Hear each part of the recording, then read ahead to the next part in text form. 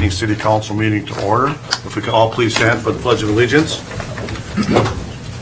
I pledge allegiance to the flag of the United States of America and to the republic for which it stands, one nation, under God, indivisible, with liberty and justice for all. Could I have the roll call? Councilmember Boff. Absent and excused. Councilmember Stimmel. Here. Councilmember Williams. Present. Councilmember Strobehn. Yep, here. Councilmember Cerveny. Here. Mayor Thornton. Here. Thank you. Next is the consent agenda. If there are no items to be removed from the consent agenda, may I have a motion to approve? So moved. Second. It's been moved and seconded to approve the consent agenda. All in favor say aye. Aye. Opposed? Motion carries.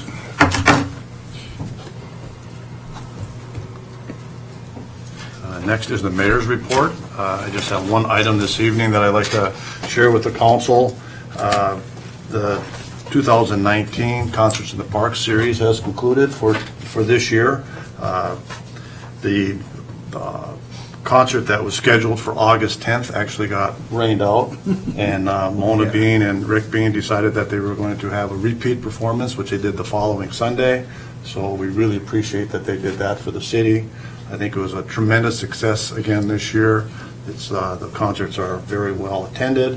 They're excellent, and I really appreciate what Mona and Rick do to put that all together for us. So unfortunately, it's over for this year, but I look forward to establishing that again for next year. And that's all I really have for this evening. Next on the agenda is going to be the attorney's report, and Mr. Cairns has some good news for us. At last. I distributed the Court of Appeals opinion way ahead of what we anticipated. Remember, we thought this wouldn't come out till next year. But if you read the opinion, you'll see there's a lot there. Our issues kind of end on page 24. And so what we were shooting for is an opinion that says the issues regarding annexed lands, and that would be us and Ridgefield, are moot because once they're annexed, the county has no ability to respond to what the Growth Board wanted it to do, basically. And for some reason, the Growth Board kind of stamped its little feet and said, de-designate and undo this some way, somehow. County just figured out and do it, and the cities went to the Court of Appeals saying that they can't do this. There's nothing the county can do. So finally, they made that determination, came out the way we had hoped. You notice that only part of this opinion is going to be published.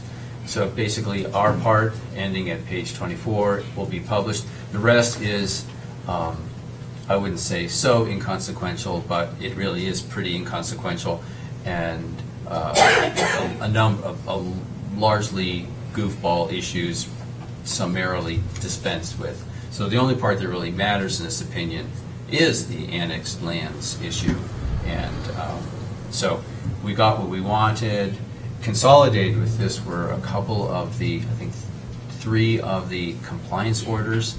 Every 6 months the Growth Board wants to find out, well, county, have you complied with our original order? And of course it's under appeal, so the county wasn't going to comply with regard to our issue. So those will be resolved. There's one left that wasn't consolidated with this set of appeals. It'll be dispensed with in accordance with this decision, so that should go away. However, this is eligible for, FutureWise can seek discretionary review of the Supreme Court.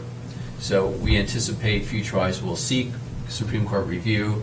It's highly unlikely the Supreme Court will accept review because this is very settled law. This isn't a novel issue of law, although it does have statewide significance.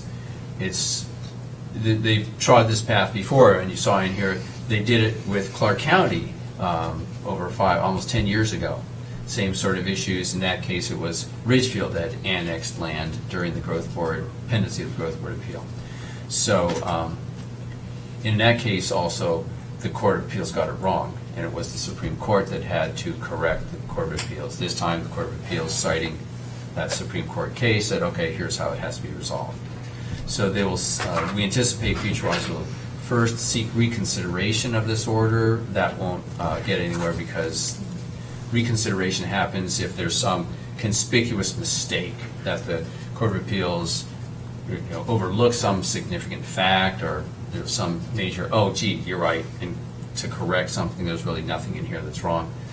After that, it will start the period during which they can seek Supreme Court review. That's discretionary.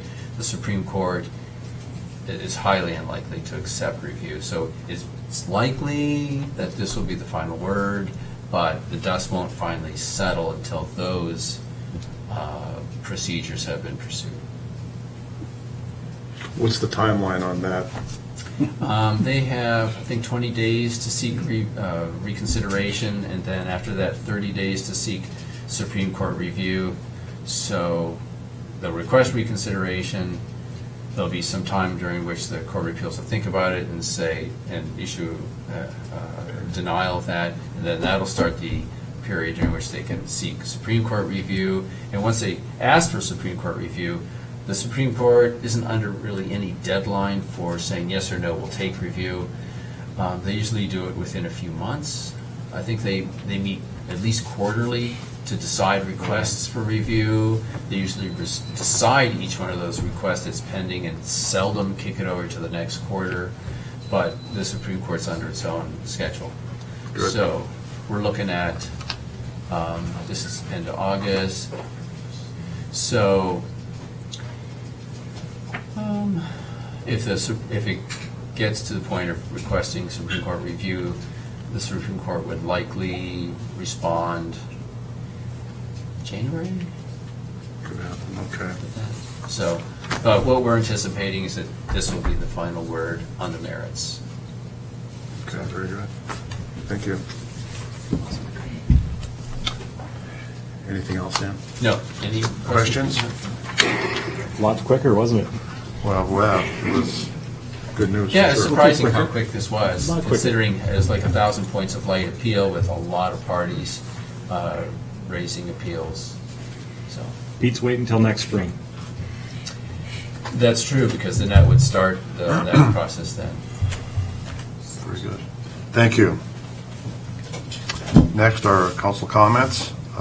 Councilmember Stimmel. No comments tonight, Mayor. Thank you. Councilmember Williams. Thanks, Mayor. Obviously, school started today, so same lecture. Be careful, watch the kids. They aren't paying attention. New kids out on the street. New parents driving crazy, taking their kids to school. I asked my neighbor this morning, why are you driving your kids to school? We have a nice bus. Well, it's their first day, and okay. So, look at the way it goes. So, and it's hot. If nobody noticed, it is hot. Watch your animals, watch your elderly, watch your friends. Stay off the roof. I was on the roof today. Dumb place to be, especially 3 in the afternoon. But anyway, just be careful. I'm glad the pad's still open through Labor Day. I think it'll be well used. So that's all I have, Mayor. Thank Very you. good. Thank you. Councilmember Strobehn. Nothing tonight, thanks, Mayor. Good. Councilmember Cerveny. Thank you, Mayor. I'm doing my self-promotion here for the food bank. We are having a field farm-to-table dinner at Gather and Feast Farms here in the center. That will take place Sunday, September 15th, 4:30 to 8:30. And we're really excited to promote Gather and Feast Farms right here locally, as well as Grains of Wrath and Ethereal Meads for those of you who like to imbibe. But it'll be a wonderful evening where Mark Lopez gets to tell his story.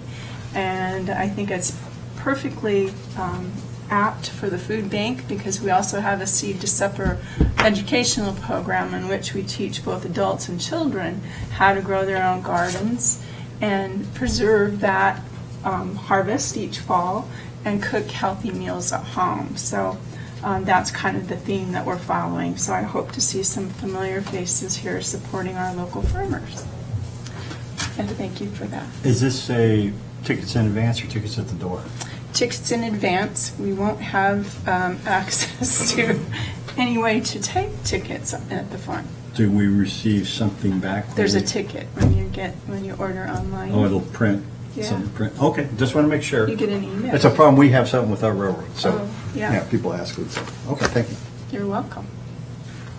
Very good. I will quit Thank you. marketing spiel. Thank you. Okay. So next on the agenda, we have staff reports, 2 staff reports this evening. The first one will be a finance staff report, and Mr. Dustin Bailey will be presenting.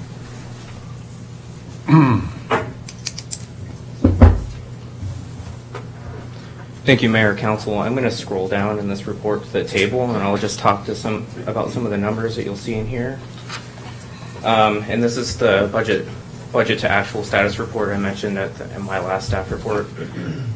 Revenues in general above projections, with notably higher revenues in the following categories: utility excise tax, criminal justice sales tax, licenses, and intergovernmental and charges for goods and services.